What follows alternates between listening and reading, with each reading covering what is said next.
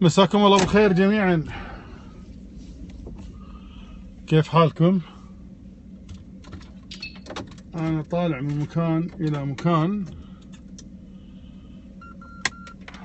من البيت طالع طبعا، بس رايح مكان وبالطريق ودي ادردش معاكم بسالفة على نفس الموضوع اللي انا كاتبه بالعنوان بخصوص فعل الخير. ما له علاقة لا بجنسية ولا بجنس ولا بدين، واقصد كلمة جنس اللي هو ذكر او انثى، لا حد يروح باله بعيد. اوكي،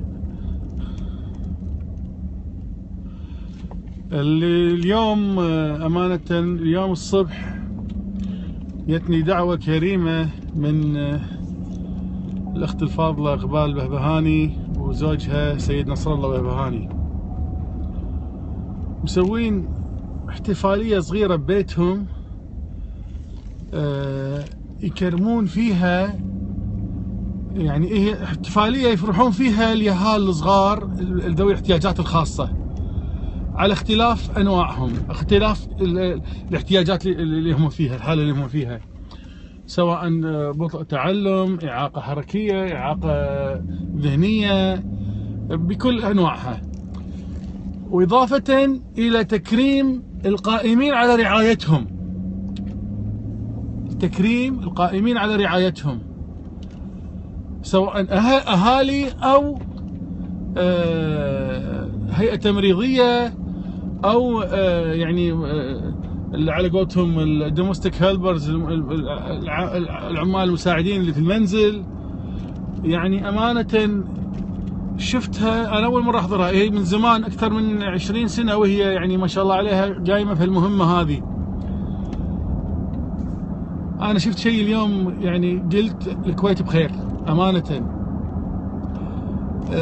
ديانات الموجودين، جميع انواع الديانات، اوكي، جنسيات الموجودين من جميع الجنسيات، ما كان هناك في فرق بين هذا وهذا، ما كان في واحد يحس ان هذا انا غير عن اللي موجود، ما كان في فرق نهائيا، ما حسيت هالشيء هذا نهائيا موجود بينهم. تستمتع وانت قاعد تشارك في هالفعالية هذه.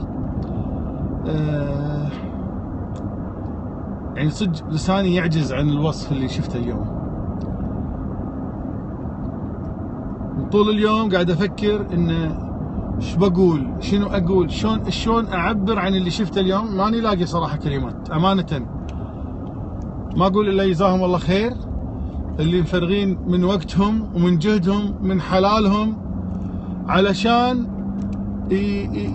يجرعون البسمة في وجوه هالناس هذيله. امانة جزاكم الله خير.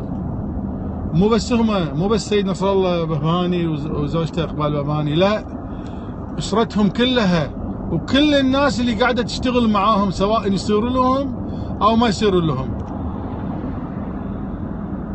بدون ذكر، بدون توسع وذكر الاسماء، لان القائمة كبيرة وامانة خاف ما تسعفني الذاكرة وهو حق احد.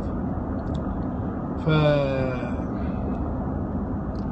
جزاهم الله خير، والله لا يقطع حالهم من عاده، ودائما تكون دارهم عامرة بالفرح ومناسبات السعادة والبسمة على وجوههم، مثل ما قاعد يحطون البسمة على وجوه الناس الثانية.